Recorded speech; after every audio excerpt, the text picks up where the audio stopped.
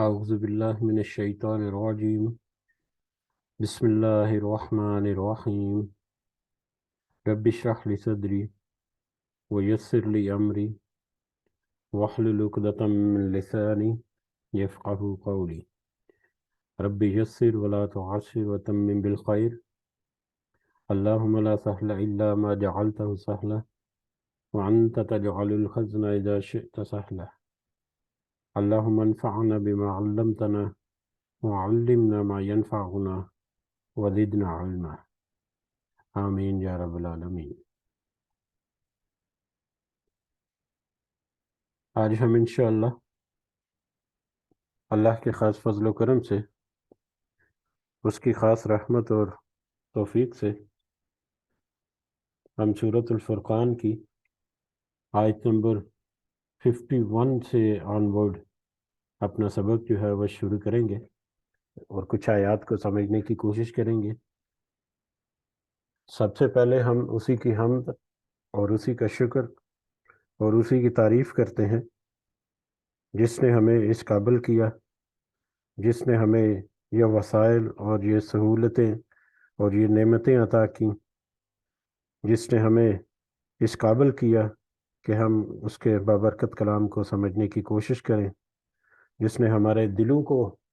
ایسا کیا، دلوں میں یہ ڈالا کہ ہم اس کی آیات کو سمجھنے کے لیے اپنا وقت نکالیں۔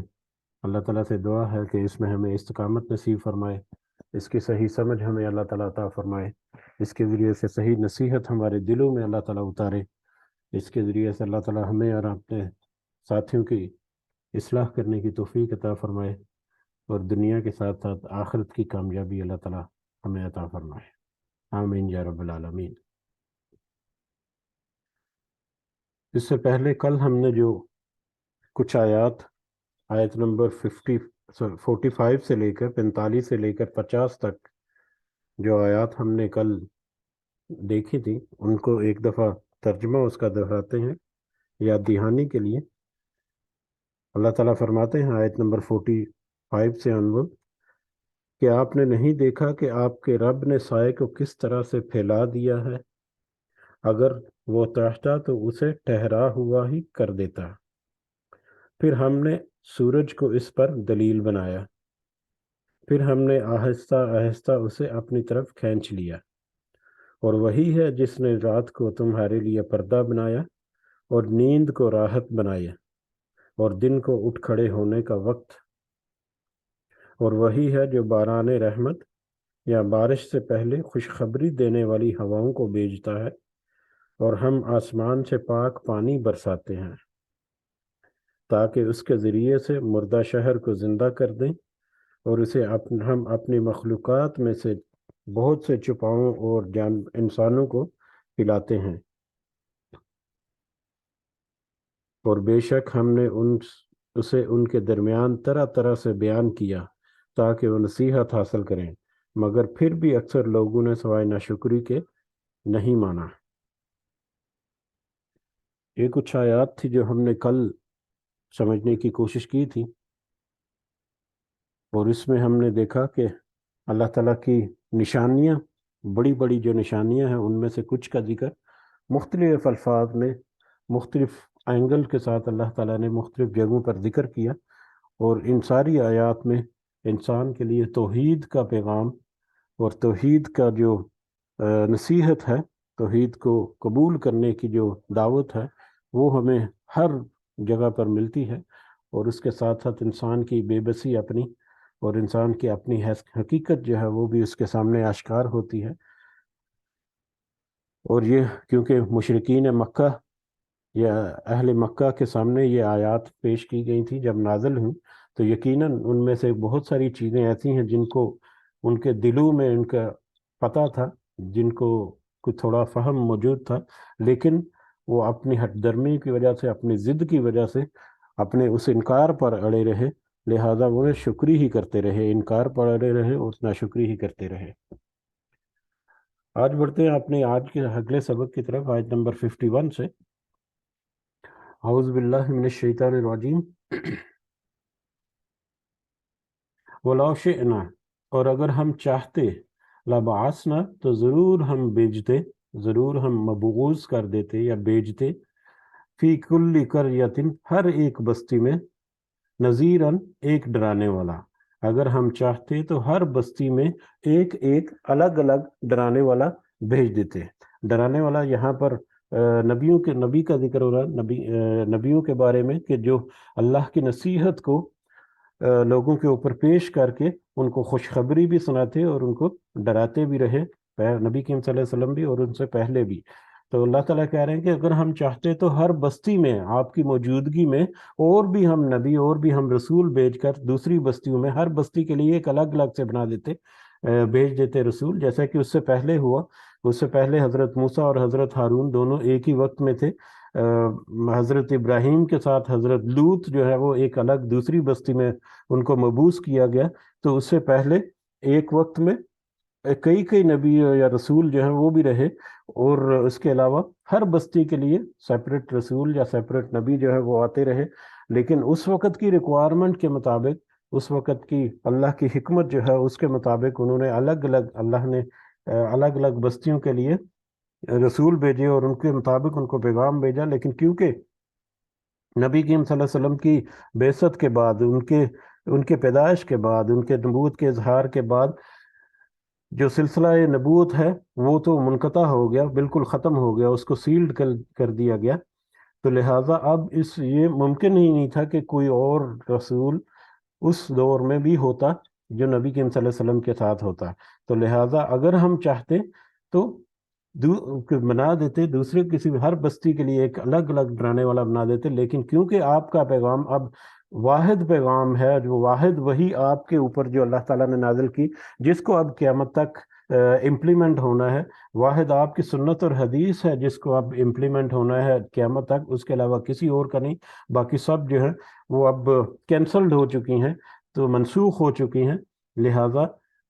صرف آپ جو ہیں وہ اس وقت مبعوث کیے گئے نبی، لہٰذا آپ کے لیے یہ مطلب ذمہ داری جو ہے وہ اللہ تعالیٰ کیا ذکر کرتے ہیں، فَلَا تُطِیعِ الْکَافِرِینَ، پر تم نہ کہا مانے آپ کافروں کا، آپ کافروں کی باتیں جو ہیں ان میں کبھی مت آئیے گا۔ کافروں کی باتیں ہمیں پتہ ہے کہ کس طرح سے ظلم و ستم جو کرتے رہے کافر، مختلف طرح کے حالات جو ہیں پیش کرتے ہیں۔ یہ سورہ مبارکہ ہم نے دیکھا کہ تقریباً مڈ مکن پیریڈ جو ہے تقریباً 5-6 سال کے جب نبوت کا اظہار ہوا، اس کے بعد نبوت کے 5 یا 6 سال کے بعد یہ سورہ مبارکہ نازل ہوئی۔ تو اس وقت تک مخالفین جو ہیں ان کی جو مخالفت ہے، ان کی جو دشمنی ہے وہ کھل کر سامنے آ چکی تھی ہر محاذ پر، معاشرتی اعتبار سے بھی، معاشی اعتبار سے بھی، خاندانی اعتبار سے بھی، لوگوں کے اوپر بھی، مسلمانوں کے اوپر بھی، جو مسلمان ہوئے ان کے اوپر بھی، اور نبی کریم صلی اللہ علیہ وسلم کے ساتھ بھی۔ لیکن اس کے ساتھ ساتھ ان کو اس چیز کا اندازہ ضرور تھا کہ یہ جو قوت اب اٹھ رہی ہے اس کا مقابلہ کرنا آہستہ آہستہ، جس طرح سے یہ طاقت پکڑ رہی ہے، اس کا مقابلہ کرنا آہستہ آہستہ سے مشکل ہوتا چلے گیا ہے۔ لہٰذا وہ مختلف طرح کی مخالفت کے باوجود مختلف طرح کے آفر جو ہیں وہ بھی ان کو پیش کرتے، نبی کریم صلی اللہ علیہ وسلم کو کمپرومائز ہو جائے۔ نبی کریم صلی اللہ علیہ وسلم جو ہے وہ مطلب ان کے جو بت اور ان کے جو جن کی وہ پوجا کرتے ہیں، جن کی عبادت کرتے ہیں، جن کو پکارتے ہیں، ان کا بھی کچھ حصہ جو ہے وہ رہنے دیا جائے۔ تو نبی کریم صلی اللہ علیہ وسلم کو مختلف طرح کے جو آفر جو ہے وہ کرتے، ان سے مختلف طرح کی ان کو مطلب پیشکش کرتے کہ آپ 1 سال جو ہے ہم آپ کے اللہ کی عبادت کر لیتے ہیں، 1 سال آپ ہمارے معبودوں کی عبادت کریں۔ یہ جو صرف ایک اللہ والا جو معاملہ ہے اس کو آپ تھوڑا سا نرم کریں، اس میں ہمارے خداؤں کے لیے بھی تھوڑی سی جگہ جو ہے وہ رکھیں۔ تو اس طرح سے ان سے نرمی کی درخواست کرتے، ان سے کچھ مطالبے کرتے یا ان سے کچھ کمپرومائز کرنے کی پیشکش کرتے۔ تو وہ بہت ساری آیات میں بہت واضح طور پر اللہ تعالیٰ نے کہہ دیا کہ یہ تو ان کمپرومائز سبجیکٹ ہے، توحید جو ہے یہ تو ان کمپرومائز سبجیکٹ ہے، اور رسالت بھی، ختم نبوت بھی یہ ان کمپرومائزڈ ہے۔ جس نے اس کے اوپر کمپرومائز کیا وہ دائرہ اسلام یا دائرہ جو ہمارا جو دین ہے اس کے دائرے سے خارج ہو گیا۔ تو لہٰذا جس طرح کے بھی کمپرومائز کریں، جس طرح چاہے آپ کے ساتھ وہ مخالفت کریں، آپ کے خلاف کوئی اقدامات کریں، چاہے وہ آپ کے ساتھ نرمی کے ساتھ کوئی مطالبے کریں یا کوئی پیشکش کریں، آپ کو ان کا کہنا جو ہے وہ نہیں ماننا. کہنا کس کا ہے؟ جو صرف اور صرف اللہ تعالیٰ کا ہے. وہی ہے جو نصیحت ہے جو اب قیامت تک رائج ہونے والی ہے. وجاہدہم، اور آپ کو چاہیے کہ آپ جہاد کریں. جہادہ کوشش کرنا، جہاد کرنا، کوشش کرنا. اس کے معنی ہم سب کو پتہ ہے اچھی طرح سے. جہاد کو کس طرح سے مس ریپرزینٹ کیا گیا ہے، مس کوٹ کیا گیا ہے آج کل کی دنیا میں، وہ بھی ہمیں اس کا اندازہ ہے. لیکن جہادہ کوشش کرنا کسی یہ مقصد کے لیے، مسلسل کوشش کرنے کو جہادہ کہتے ہیں. تو آپ جہاد کریں بھی اس کے ذریعے سے، اس کے ذریعے سے یعنی اس قرآن کے ذریعے سے. آپ اس قرآن کے ذریعے سے جہاد کریں. جہادن کبیرہ، ایک بہت بڑا جہاد. آپ ایک بڑی کوشش، ایک بڑا جہاد جو ہے یہ اس قرآن کے ذریعے سے آپ کریں. اب جب یہ آیات نازل ہوئیں اس وقت تک جہاد بالسیف جو ہے، یعنی تلوار کے ساتھ جہاد یا قتل عام، جہاد قتال جو ہے، اس کا ابھی تک کوئی حکم یا اس کے بارے میں کوئی آیات ابھی تک نہیں آئی تھی. وہ تو مدنی دور کے میں شروع ہوئی تھی بعد میں. لیکن یہاں پر جہاد جو ہے، جہاد بالقرآن کا حکم دیا کہ آپ اس قرآن میں جو نصیحت اللہ تعالیٰ آپ کو دے رہا ہے، اس قرآن میں جو واضح ہدایات آپ کو مل رہی ہیں، اس قرآن سے جو آپ کو رہنمائی مل رہی ہے، اس کے مطابق آپ اپنے لوگوں کی اصلاح کریں اور اس کی کوشش میں ہمتن گوش رہیں. ہمیشہ اس کی کوشش میں کرتے رہیں. چاہے وہ مخالفت کریں تو ان کی مخالفت کا جواب جو ہے، اس کے جواب میں بھی قرآن سے نصیحت حاصل کر کے وہ نصیحت آگے پہنچائیں. اگر وہ آپ کو کوئی پیشکش کریں تو پھر بھی، اگر وہ آپ کے اوپر ظلم و ستم کرے، آپ کے ساتھیوں کے اوپر ظلم و ستم کرے، تو صبر کے ساتھ کام لیتے ہوئے اس قرآن کی ہدایات اور اس کے نصیحت کے مطابق آپ اپنے جہاد کو قائم رکھیں اور دوسروں کو اس طرف یعنی توحید اور رسالت کی طرف پیغام جو ہے وہ بیچتے رہیں، تاکہ دوسروں میں سے بھی کوئی اس کی طرف لوٹ آئے. تو لہذا نبی کریم صلی اللہ علیہ وسلم کو بھی یہ کہا گیا کہ آپ کافروں کے کوئی مطالبہ جو ہے اس کو ماننے کی بجائے قرآن کے ذریعے سے اپنے جہاد کو جاری و ساری رکھیں، اپنی کوشش کو جاری و ساری رکھیں.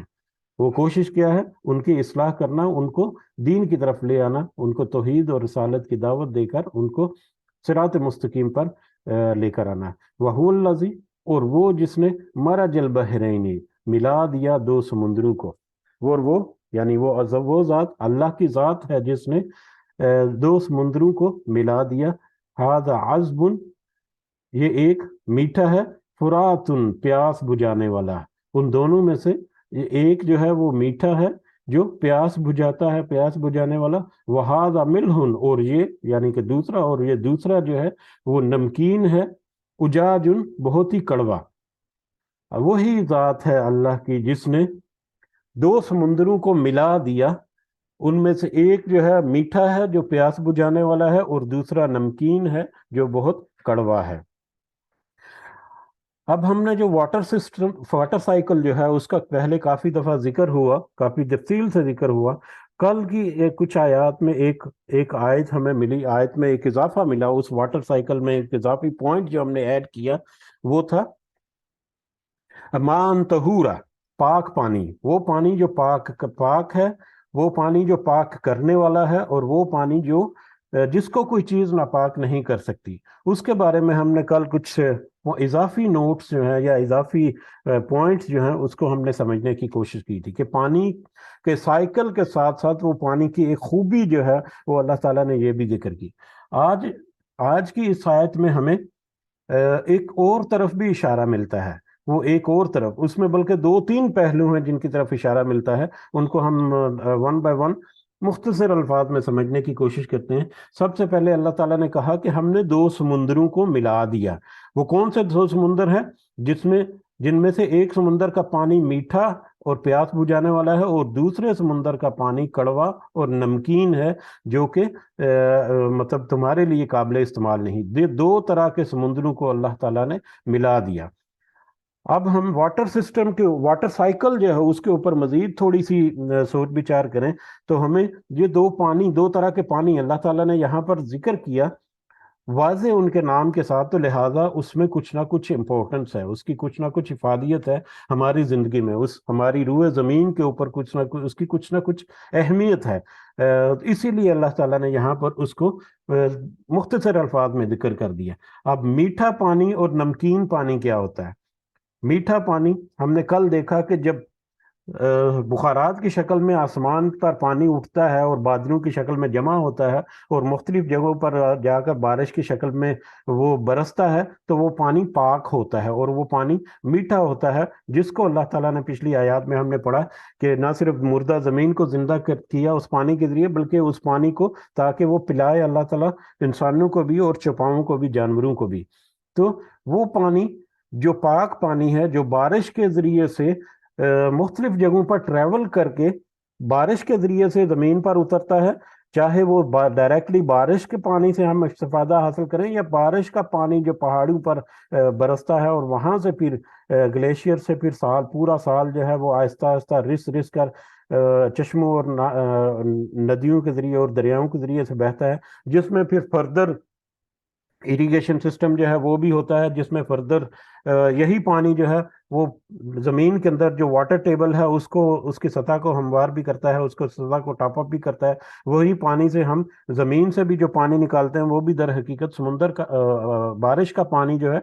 جو سفر کر کے مختلف جگہوں سے پہنچا ہے زمین کے اندر طے میں، اسی پانی کو ہم استعمال کرتے ہیں۔ تو وہ پانی اگرچہ وہ گر کر زمین کے اوپر گر کر اس کے اندر کچھ نمکیات یا کچھ ایسی چیزیں آ جاتی ہیں، لیکن اس کو فلٹر کرنے کے باوجود وہ قابل استعمال رہتا ہے ایک انسان کے لیے۔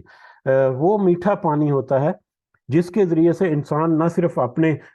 کھانے پینے کے لیے، پینے کے لیے استعمال کرتا ہے، بلکہ اپنی دوسری ضروریات، کپڑے دھونے اور باقی جتنے معاملات ہیں، اس کے علاوہ انڈسٹریل جو بہت سارے پروسیس ہیں وہاں پر پانی، یعنی انسان اپنی زندگی کے لیے، اور اس کے علاوہ جانور اور پودے اپنی زندگی کے لیے جو زمین پر ہیں، جو خشکی پر ہیں یا خشک زمین پر جن کا بسیرا ہے، چاہے وہ زمین کے اوپر ہیں چاہے تو زمین کے اندر حشرات اور کیڑے مکوڑوں کی شکل میں، وہ سارے کے سارے جو ہیں وہ اس میٹھے پانی کے محتاج ہیں، کہ ان کو وہ میٹھا پانی چاہیے، اس میں وہ امپیورٹیز نہیں ہیں، ان میں وہ نمکیات نہیں ہیں جو سمندر کے پانی میں ہوتی ہیں۔ تو لہٰذا وہ پانی جو اللہ تعالیٰ برسا کر لاتا ہے وہ میٹھا پانی ہوتا ہے، اس میں وہ نمکیات جو ہیں ان کی مقدار اتنی قلیل ہوتی ہے یا اتنے توازن کے ساتھ ہوتی ہے، جو ایک انسان کی اور دوسری جو خشکی کی زندگی ہے اس کو برقرار رکھنے کے لیے ضروری ہے، اور اس کے علاوہ بہت سارے معاملات میں اس کے لیے ضروری ہے۔ جبکہ یہ پانی جو ہے، یہ دوسری اس کی خاصیت یہ ہے کہ یہ بہتا ہوا پانی ہے، یہ پانی جو ہے وہ ٹریول کرتا ہے، ایک جگہ پر ٹھہرا ہوا نہیں رہتا۔ جیسا کہ زمین کے اندر سے بھی ہم جب پانی جو ہے اس کو دیکھتے ہیں تو وہ پانی جو ہے در حقیقت وہ ٹھہرا ہوا نہیں ہوتا، اور اسی طرح سے دریاؤں میں اور ندیوں میں جو پانی بہتا ہے وہ پانی بہہ رہا ہوتا ہے، وہ ایک جگہ پہ ساکن نہیں ہوتا، ایک جگہ پر جمع ہوا نہیں ہوتا۔ تو یہ بہتا ہوا پانی جس کو اللہ تعالیٰ نے بہتے ہوئے پانی کی شکل میں ہمارے لیے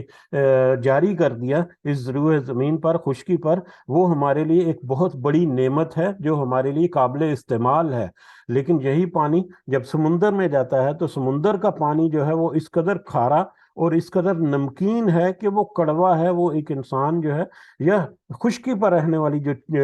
مخلوق ہے وہ اس پانی کو استعمال نہیں کر سکتی، ان کے لیے وہ قابل استعمال نہیں ہے۔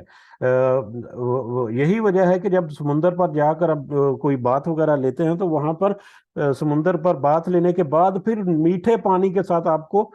دوبارہ سے غسل کرنا پڑتا ہے، نہانا پڑتا ہے، کیونکہ اب سمندر کے پانی سے اگر آپ نے غسل کیا ہے یا مطلب اپنے جسم کو دھویا تو آپ کی جو طبیعت ہے وہ مطلب عجیب سی کیفیت اس کی ہوگی، جبکہ دریا سے یا کسی ندی سے اگر آپ پانی لیں، وضو وغیرہ کریں، یا اگر کوئی غسل وغیرہ کریں تو یہ ایسا معاملہ نہیں ہوتا۔ تو لہذا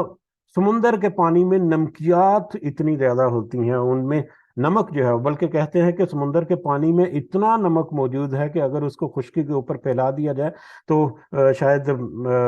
کافی کتنے ہی میٹر، میں بھول گیا ہوں، 15 میٹر یا 150 میٹر کی تہ زمین کے اوپر جم جائے، پوری زمین کے اوپر اس قدر نمک جو ہے وہ سمندر میں موجود ہے، جس کی وجہ سے وہ پانی اس قدر کڑوا ہے کہ نہ ہی وہ پینے کے استعمال آ سکتا ہے اور نہ ہی وہ کسی دوسری چیز کے استعمال میں آ سکتا ہے۔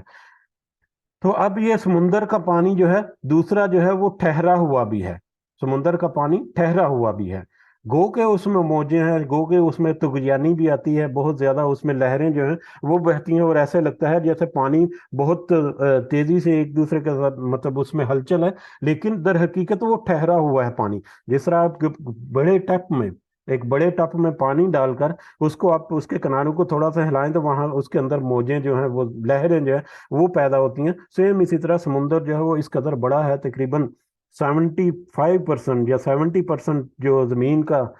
جو سطح ہے اس کے اوپر سمندر ہے، تو اتنا بڑا جو ایک تالاب ہے یا اتنا بڑا جو ٹب ہے سمندر کی شکل میں، تو وہ اس میں جو پانی ہے وہ ٹھہرا ہوا ہے۔ اب بہتا ہوا پانی میٹھا ہے اور ٹھہرا ہوا پانی جو ہے وہ کڑوا اور نمکین ہے، یہ دو ہمیں اس پہ بھی اندازہ ہو گیا۔ بہتا ہوا پانی، میٹھا پانی جو ہے وہ جب ایک جگہ پر کہیں پر کھڑا ہو جائے زیادہ عرصے کے لیے تو اس میں بدبو آنا شروع ہو جاتی ہے، اس کا ذائقہ جو ہے وہ بدل جاتا ہے، اس کا رنگ جو ہے وہ بدل جاتا ہے، کیونکہ اس میں نمکیات کی مقدار بہت کم ہوتی ہے، لہٰذا اللہ تعالیٰ نے اس میٹھے پانی کو جو ایک انسان یا دوسری مخلوقات جو شوشی پر رہتی ہیں اس کے لیے چلتا ہوا بنا دیا تاکہ یہ بہتا رہے، تاکہ یہ ریسائیکل ہوتا رہے، جس کی وجہ سے یہ خراب نہ ہو اور جس کی وجہ سے یہ ہمیشہ قابل استعمال رہے، ماں سوائے کچھ شور زدہ اور کلر زدہ زمینوں کے، جہاں پر زمین جو ہے اس میں وہ قابل کاشت نہیں ہوتی، وہاں کا پانی جو ہے وہ کھارا ہوتا ہے۔ ادروائز یا ہمارے اپنے ہی کرتوتوں کی وجہ سے زمین کے اوپر انڈسٹریل ہم نے اس طرح سے کر دیا، اس قدر آلودگی کر دی زمین کو کہ زمین کے اوپر کے وہ آلودگی رس رس کر زمین کے اندر جا کر زمین کے اندر پانی کو بھی خراب کرتی ہیں، تو وہ ایک ایکسکلوژن ہے۔ اس کے علاوہ بہتا ہوا پانی جو اس خشکی کے اوپر اللہ تعالیٰ نے نظام اس کا قائم کیا، وہ انسان کے قابل استعمال کے قابل ہے، جبکہ نمکین پانی جو کہ کھڑا ہے، اور کھڑے ہوئے پانی، نمکین اور کھارے پانی کی یہ خصوصیت ہے کہ اس کے نمکیات اس کے اندر اور دوسرے اجزاء اس قدر زیادہ ہوتے ہیں کہ وہ پانی خراب نہیں ہوتا، اس کا پانی کا رنگ اور ذائقہ اور بدبو جو ہے وہ جو اس کا اوریجنل ہے وہ وہی ٹیسٹ رہتا ہے، اور یہ پانی جو ہے یہ محفوظ بھی کرنے والا ہوتا ہے اور گلانے سڑانے والا بھی ہوتا ہے۔ اس یہی وجہ ہے کہ سمندر میں اگر دیکھیں کہ سمندر میں ملینز بلکہ بلینز مخلوقات جو ہیں رہتی ہیں، انکاؤنٹیبل، ہماری تو ابھی مطلب تعداد بھی نہیں پہنچی کہ کتنی مخلوقات سمندر میں آباد ہے، سمندر کی تہوں میں، سمندر کے اوپر۔ وہ سمندر جو ہے وہ اپنے کھانا پینے کے بعد ان کے فضلات جو ہیں وہ خارج ہوتے ہیں، ان کو بھی وہ پانی جو ہے وہ پاک صاف کر دیتا ہے ان فضلات سے، وہیں پر وہ جانور جو ہے مر کھپ بھی جاتے ہیں اور وہیں پر وہ اسی پانی میں گل سڑ کر اسی پانی کا حصہ بن جاتے ہیں۔ تو یہ سارا جو ہے ان نمکیات اور ان جو دوسرے اجزاء ہیں اس سمندر کے پانی میں موجود ہوتے ہیں، جو گو کہ وہ ٹھہرا ہوا ہوتا ہے، لیکن ان کی کثافت اور ان کے جو دوسرے اجزاء ہیں ان کی وجہ سے وہاں وہ پانی جو ہے وہ اپنی اصل حیثیت جو ہے وہ برقرار رکھتا ہے اور اس کو قائم و دائم رکھتا ہے۔ اور پھر ہمیں پتہ ہے کہ یہ بادل جو اٹھتے ہیں، جو بارش برستی ہے، مور دین 60-70% جو بادل ہیں، بلکہ اس سے بھی زیادہ بادل جو ہیں وہ سمندر سے بخارات کی شکل میں اٹھتے ہیں۔ تو بارش کا یا بادلوں کا جو زیادہ تر جو بنیاد ہے یا زیادہ تر پانی جو حاصل کرتے ہیں وہ انہی سمندروں سے حاصل کرتے ہیں، جو نمکین ہے اور وہ کھڑا ہوتا ہے، لیکن وہاں سے اللہ تعالیٰ پاک پانی جو ہے پیوریفائڈ فارم میں پانی جو ہے وہ اس کو اٹھا کر ہمارے لیے زمین کے اوپر چلا دیتا ہے تاکہ ہم اس سے مختلف جگہوں پر فائدہ حاصل کریں۔ تو میٹھا اور نمکین پانی یا میٹھا اور کھارا پانی جو ہے یہ بھی اللہ تعالیٰ کی طرف سے جو نعمتیں ہیں ان میں سے ایک بڑی نعمتوں میں سے ایک نعمت ہے جو اللہ تعالیٰ نے ہمیں عطا کی ہیں۔ اس کے علاوہ بہت لمبی چوڑی ڈیٹیل میں اس میں جایا جا سکتا ہے، لیکن یہ پوائنٹ اللہ تعالیٰ نے یہاں پر ہمیں اشارہ کیا، اور اس اشارے کو ہم نے تھوڑا سا مزید سمجھنے کی کوشش کی، اور یہ اس میں بھی توحید کا درس ہمیں کہ وہی اللہ ہے جو اس میٹھے پانی کو بھی چلاتا ہے اور نمکین پانی کو بھی اپنی جگہ پر برقرار رکھتا ہے، اور اس پورے واٹر سائیکل کو چلانے والا ہے، جو انسانوں کے نہ صرف کام آئے جو خشکی پر رہتے ہیں ان ساری زندگی کو بھی، بلکہ سمندر میں رہنے والی زندگی جو ہے اس کے بھی وہ کام آئے، اس کے لیے بھی وہ رہنے کی جگہ جو ہے وہ بنے۔ تو یہ سارا کچھ کرنے والا بھی صرف وہ اللہ ہے۔ پھر اللہ تعالیٰ کہتے ہیں کہ اس نے ان دونوں سمندروں کو ملا دیا، اور ملا دینے کے بعد اس میں جو خاص بات وہ آیت کے اگلے حصے میں وَجَعَلَ بَيْنَهُمَا، اور اس کے درمیان، ان دونوں کے درمیان بنا دیا، ان دونوں دریاؤں کے درمیان یا ان دونوں سمندروں کے درمیان بنا دیا برزخن، ایک پردہ، وحجرن، اور ایک آڑ، مہجورہ، مضبوط روکنے والی، اور ان دونوں سمندروں کے درمیان ایک مضبوط روکنے والی دیوار جو ہے، یا ایک مضبوط روکنے والی آڑ اور پردہ جو ہے اس کو بنا دیا۔ اب یہ دو طرح کے سمندر جو ہیں، جب ان کا جو خاصیت ہے وہ الگ ہے، میٹھے پانی اور نمکین پانی کی خاصیت جب الگ ہے، تو ان کی جس کو ڈینسٹی کہتے ہیں، ڈینسٹی ایکچولی الگ ہوتی ہے۔ سمندر کا پانی جو ہے، کھارا پانی جو ہے وہ زیادہ ڈینس ہوتا ہے، اس میں نمکیات بہت زیادہ مقدار میں ہوتی ہیں، اور میٹھا پانی جو ہے اس میں قدرے کم، بلکہ بہت ہی کم ہوتی ہیں اس سمندر کا پانی کی نسبت۔ تو جب یہ دو مختلف خاصیتوں کا پانی آپس میں جب ملتا ہے تو ایک الگ اپنی شناخت کو برقرار رکھتا ہے۔ میٹھا پانی جو ہے وہ اپنی شناخت کو برقرار رکھتا ہے، اور نمکین پانی جو ہے وہ اپنی شناخت کو برقرار رکھتا ہے، اور دونوں کے درمیان ایسے ہے جیسے ایک پردہ حائل ہے۔ یہ نظارہ جو ہے یہ اس روئے زمین پر بہت جگہوں پر بڑی آسانی سے دیکھا جا سکتا ہے، جیسا کہ اٹلانٹک اور کھلے سمندروں میں بھی یہ نظارہ جو ہے اٹلانٹک اور پیسیفک اوشنز میں موجود ہے۔ اس کے علاوہ نیگرو ریور برازیل میں ہے، وہ ہے، اور اس کے علاوہ بہت ساری جگہوں پر کھلے سمندروں میں بھی یہ نظارہ جو ہے یہ ملتا ہے۔ کھلے سمندروں کے علاوہ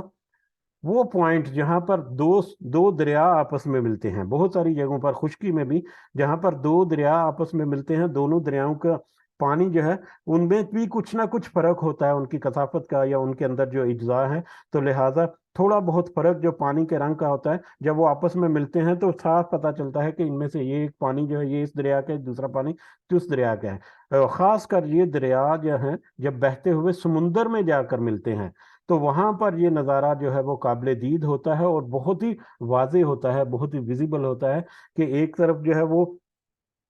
ایک الگ رنگ کا پانی ہے اور دوسری طرف وہ الگ رنگ کا پانی ہے، اور وہ صرف سطح سمندر کے اوپر وہ پانی کی لائن نظر نہیں آتی، بلکہ اگر وہ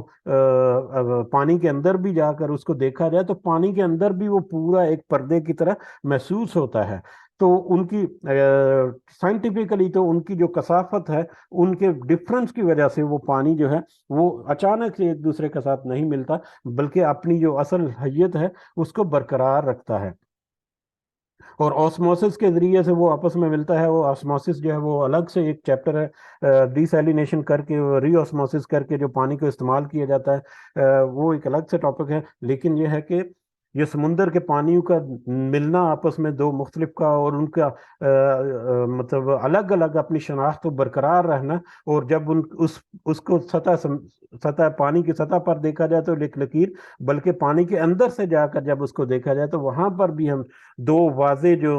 مطلب باؤنڈریز جو ہے، ایک باؤنڈری نظر آتی ہے جس کے ایک طرف میٹھا اور ایک دوسری طرف کھارا ہے۔ تو یہ پردہ جو ہے یہ اللہ تعالیٰ کی طرف سے بنایا ہوا ہے، کوئی اس کے اوپر قادر نہیں کہ اس طرح سے دو پانیوں کو ملا کر ان کی اپنی شناخت جو ہے وہ برقرار رکھ سکے، اور ان کے درمیان اس طرح سے نہ نظر آنے والا پردہ جو روکتا ہے ایک دوسرے کو آپس میں ملنے سے، جو دونوں پانیوں کو ملنے سے روکتا ہے، وہ پردہ بنا سکے۔ تو یہ صرف اور صرف اللہ کی ایک بہت بڑا ایک مظہر ہے جو اس دنیا میں، اس زمین پر ہمیں مختلف جگہوں پر دیکھنے میں ملتا ہے۔ تو اللہ کی توحید اور اس کی بڑی نشانیوں کی طرف وہ کچھ اور اشارہ جو ہے وہ ہمیں اس آیت میں ملا، گو کہ کسی آیت کے کسی لفظ کا حق جو ہے نا وہ ادا کیا نہیں جا سکتا۔ اس آیت میں بھی بہت سارے ایسے نقطے ہیں جن کو فردر ڈسکس کیا جا سکتا ہے، لیکن ہم ضروری جو ہے وہ ہم نے کوشش کیا، اور وقت کے مطابق بھی ہم اس کے اہم نقطہ جو ہے وہ ہم نے سمجھا، اور سب سے اہم وہی ہے کہ یہ سارا کا سارا جو ہے صرف اور صرف اللہ کے اختیار میں ہے، جس نے یہ سارا کچھ بنایا اور اس کو قائم و دائم رکھنے والا ہے، اس کی ضروریات کو بھی پورے رکھنے والا ہے۔ وَهُوَ الَّذِي خَلَقَ مِنَ الْمَاءِ، اور وہی اللہ ہے جس نے پیدا کیا من الماء پانی سے، بشراً ایک انسان، وہی اللہ ہے جس نے پانی سے انسان کو پیدا کیا، فَجَعَلَهُ نَسَبًا وَسِحْرًا، اور اس نے بنا دیا اسے، یعنی اس انسان کو نسب والا، و سحرن، اور سسرال والا۔ وہی اللہ ہے جس نے انسان کو پانی سے پیدا کیا اور پھر اسے نسب والا اور سسرال والا بنا دیا۔ وَقَانَ رَبُّكَ قَدِيرًا، اور آپ کا رب بڑی قدرت والا ہے، بہت بڑی قدرت والا ہے۔ اب یہ آیت جو ہے سمپلی اس کا ترجمہ کیا جائے تو سمپلی بھی ہمیں بہت واضح طور پر یہ پتہ چلتا ہے کہ ایک انسان کو اللہ نے پانی سے، ایک بے قدر پانی سے، اس سے پہلے بھی بہت دفعہ ذکر ہوا کہ زندگی کی جو مطلب سب سے بنیادی ضرورتوں میں سے پانی جو ہے وہ انتہائی ضرورت کی چیز ہے، اس کے بغیر زندگی جو ہے اس کا قائم رہنا ممکن نہیں۔ اور پھر انسان کی پیدائش اللہ تعالیٰ نے جو کہا پانی سے، تو اس کا مطلب پانی کے ایک بے قدر نطفہ جو ہے اس سے انسان کو اللہ تعالیٰ نے پیدا کیا، سادے الفاظ میں۔ اور اگر ہم پچھلی کچھ آیات کو بھی یاد کریں تو ایک آیت تھی جو بہت زیادہ واضح تھی کہ یہ انسان جس کو اللہ تعالیٰ نے کہا کہ جس کو بے قدر پانی کے نطفے سے، قطرے سے پیدا کیا، پھر اس کی حفاظت کی، اس کو نعمتیں عطا کی، اس کی حفاظت کی، وہ پلا بڑا، اور جب وہ جوانی کی عمر میں پہنچ گیا، جب وہ مضبوط اور طاقتور ہو گیا، تو وہ اس اللہ کے سامنے کھڑا ہو گیا اور اللہ کے سامنے تکبر کرنا شروع کر دیا۔ تو اس انسان کی اصل حقیقت کیا ہے، اس کی اصل اوقات کیا ہے، وہ اس کے پیچھے ہمیں اس کی طرف اشارہ ملتا ہے کہ ایک انسان کی اصل اوقات کیا ہے، کہ اس کو ایک بے قدر پانی کے نطفے سے پیدا کیا، پھر اس کو جب نعمتیں اور سہولتیں اور اس کی زندگی کی حفاظت بھی اللہ تعالیٰ نے کی، اس کی زندگی کی حفاظت کرتے کرتے جب وہ طاقتور اور توانا ہو گیا، تو پھر اس کو نسب والا اور سحرن اور سسرال والا۔ نسبن جو ہے حسب و نسب جسے کہتے ہیں، یہ والدین کی طرف سے، ماں باپ کی طرف سے جو رشتہ داری ہوتی ہے اس کو نسب کہتے ہیں، یعنی اپنے باپ اور دادا کی طرف جو نسل چلتی ہے اس کو نسب کہتے ہیں۔ وہ سحرن اور سسرال جو اپنی بیوی یا شوہر کی طرف سے جو رشتہ داری ہے اس کو سسرال یا سحرن کہتے ہیں۔ تو پھر اس انسان کو، چاہے وہ مرد ہے یا عورت ہے، اپنے ماں باپ کا حسب نسب جو ہے اس میں بھی اس کو لیے بنا دیا، اور بعد میں اس کی شادی، اس کی زوجیت کے بعد اس کے سسرال والے جو ہیں اس کے خاندان میں یا اس کے رشتہ داروں میں مزید اضافہ کر دیا، ایک الگ سسرال کی شکل میں۔ تو یہاں پر ایک انسان کی اپنی جو اس کی حقیقت ہے وہ بھی ایک پوائنٹ ہمیں نظر آتا ہے کہ کس طرح سے ایک انسان کو پیدا کیا ایک بے قدر پانی سے، اور پھر اس کو توانا کر کے اس کو حسب نسب میں اور سسرالی رشتہ داروں میں اور زیادہ بڑھا دیا۔ اور دوسرا یہ ہے کہ اس کی نسل کو، اس کے خاندان کو، اس کا نام جو ہے اس کو بھی پھیلا دیا مختلف رشتہ داروں میں، اور پھر اپنے آبائی اور سسرالی رشتہ داروں میں محرم اور نامحرم جو ہے وہ ہم نے بڑی تفصیل سے سورہ نور میں بھی اور اس سے پہلے بھی ہم نے دیکھے ہیں۔ تو یہ انسان کی طرف اشارہ ہے کہ انسان کو کس قدر اللہ تعالیٰ نے نعمتیں عطا کی، اور کس قدر اس کو نام اس کا جو ہے وہ پیدا کیا، اور اس کو خاندان جو ہے وہ مہیا کیے تاکہ اس میں وہ اپنی زندگی گزارے۔ وَقَانَ رَبُّكَ قَدِيرًا، اور اللہ ہر چیز پر اور ہے آپ کا رب بہت قدرت والا، ہر چیز پر قدرت رکھتا ہے کہ کس قدر وہ کس کو نوازتا ہے اور کس قدر وہ کس کو آزماتا ہے۔ وَيَعْبُدُونَ مِن دُونِ اللَّهِ، اور وہ سب عبادت کرتے ہیں اللہ کے سوا۔ اب اس کے باوجود وہ انسان یا وہ جو مشرک ہیں، جو انکار کرنے والے ہیں، ان کا یہاں پر ذکر آ رہا ہے کہ وہ اس کے باوجود، پچھلی آیات میں ہمیں پتہ چلا کہ ایک انسان کی اصل حقیقت کیا ہے، اور انسان کے اوپر اللہ تعالیٰ نے بے شمار نعمتیں جو ہیں ان میں سے کچھ کا ذکر بھی کیا، اس میں سے پانی کا اور بارش کا بہت تفصیل سے ذکر ہوا، اور اس کے علاوہ بھی پوری کائنات کی تخلیق کا بھی ذکر ہوا۔ تو اس کے باوجود، یہ سارا کچھ ہونے کے باوجود، چاہے وہ ظاہری آنکھ سے دیکھ کر اپنی ہلکی سی تھوڑی سی جتنی سی عقل ہے اس کے اوپر وہ سوچ سمجھ رکھے، یا چاہے وہ مزید تحقیق کر کے اس کی گہرائیوں میں جا کر اس کو پرکھے، اس کو توحید جو ہے اس کا درس تو ملے گا، لیکن اس کے باوجود وَيَعْبُدُونَ مِن دُونِ اللَّهِ، وہ سب عبادت کرتے ہیں اللہ کے علاوہ ما لا ینفعہم، ان چیزوں کی یا ان ہستیوں کی جو نہ تو وہ نفع دیتا ہے انہیں، ولا یضرہم، اور نہ ہی انہیں نقصان دیتا ہے، ان ہستیوں کی، ان بتوں کی، ان چیزوں کی وہ پوجا کرتے ہیں، اللہ کو چھوڑ کر عبادت کرتے ہیں۔ عبادت یعبدون، عبادت اس میں بندگی بھی آتا ہے، پرستش بھی آتا ہے، اور اس میں اطاعت بھی آتا ہے، یعنی ان کی پرستش بھی کرتے ہیں اور ان کا کہنا بھی مانتے ہیں اللہ کو چھوڑ کر ان کو، جبکہ وہ چیزیں جو ہیں نہ تو ان کو کوئی نفع دے سکتی ہیں اور نہ ہی ان کو کوئی نقصان، یعنی ان چیزوں کو کچھ قدرت نہیں، بلکہ اس سے پہلے بہت ساری آیات میں بہت سارے احکامات اس کے بارے میں واضح ہیں ہمارے لیے۔ وقان الکافل، اور کافر تو ہے علی ربہ، اپنے رب پر،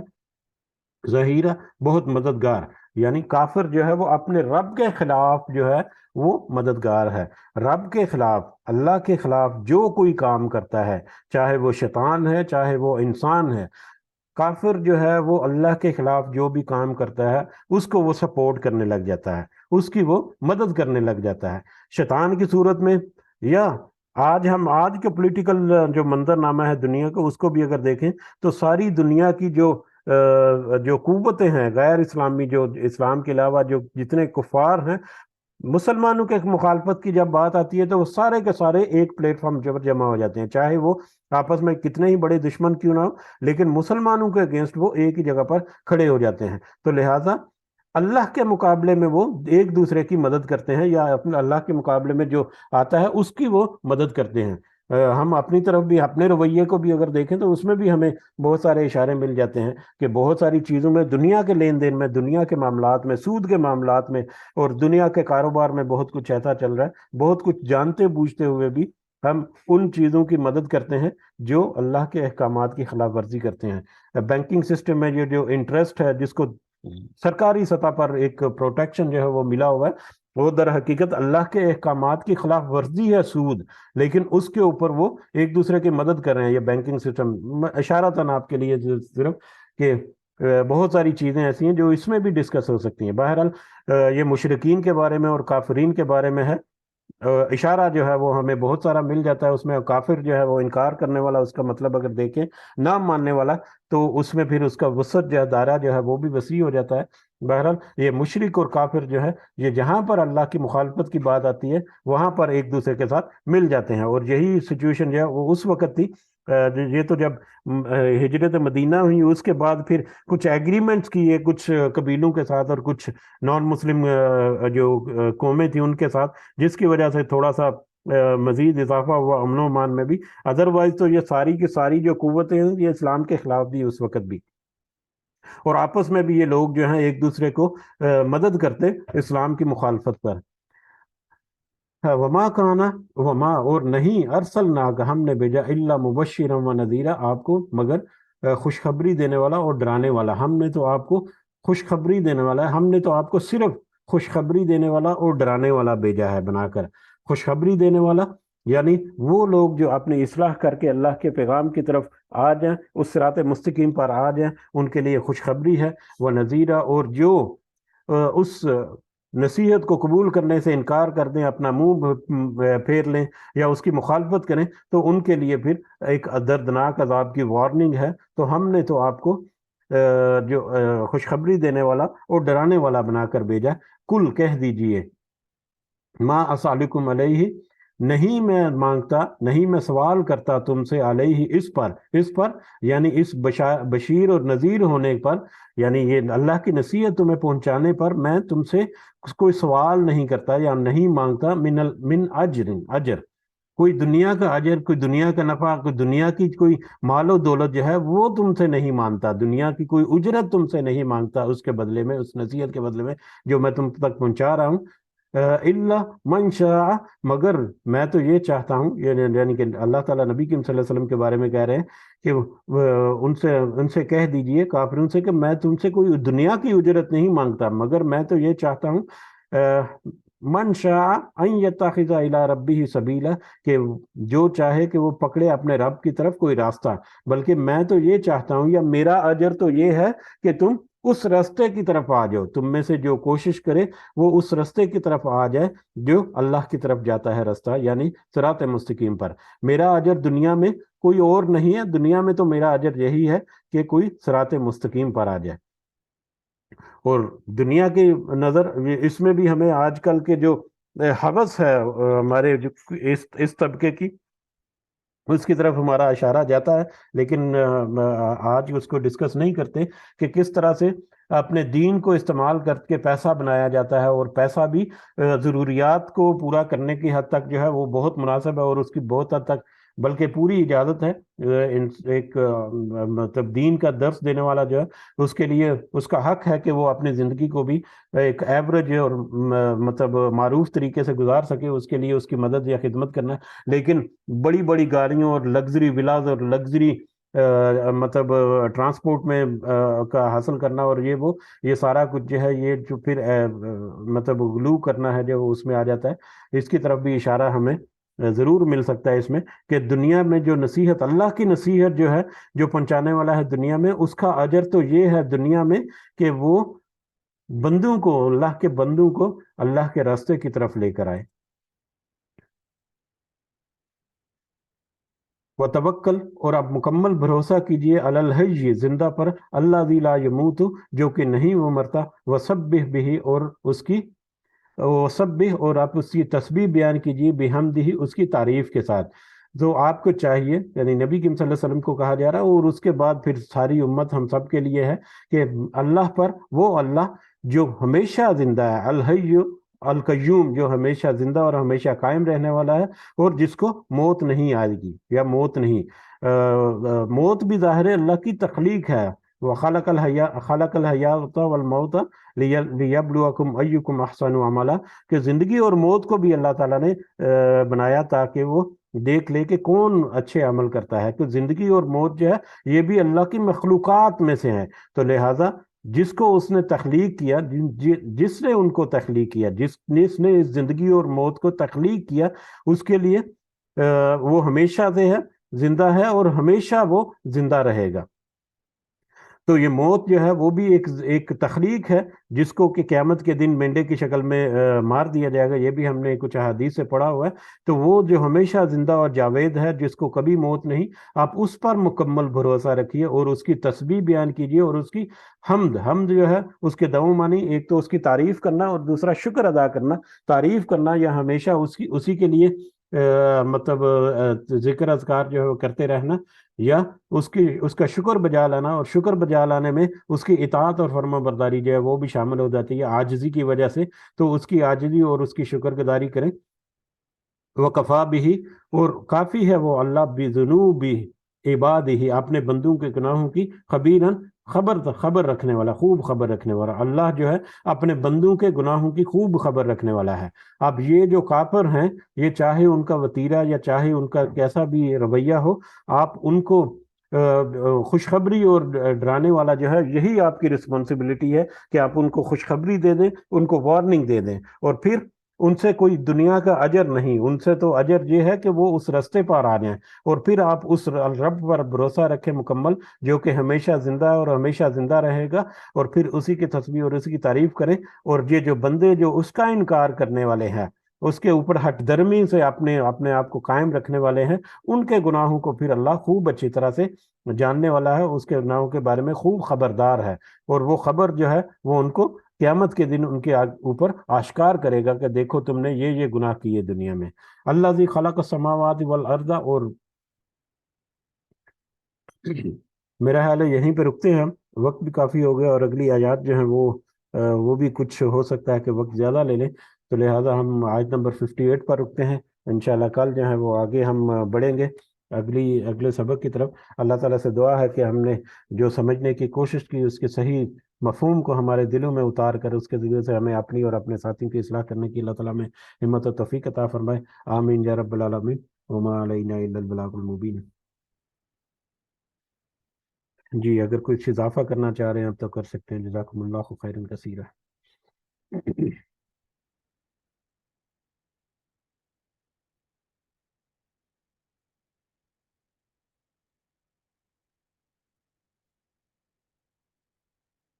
جی اجازت چاہتے ہیں، انشاءاللہ کل اگلے سبق کے ساتھ حاضر ہوں گے۔